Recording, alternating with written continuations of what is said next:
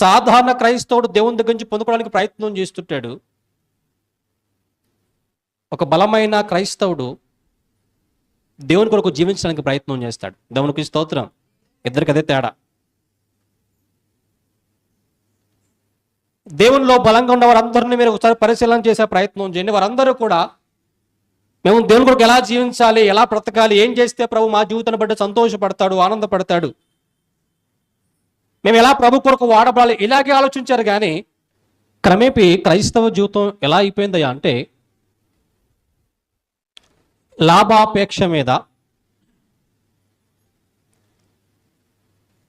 ఏం దొరుకుతుందన్న ఆశ మీదే క్రైస్తవ జీవితం ముందుకు నడుస్తుంది. 170 మంది క్రైస్తవులు అలాగే ఉన్నారు అనడంలో ఏమాత్రం సందేహం లేదు. మాకేం దొరుకుతుంది, మేమేం పొందుకుంటాం, ఇలాంటి మనస్తత్వం ఈనాడు క్రైస్తవ జీవితంలో తయారైంది.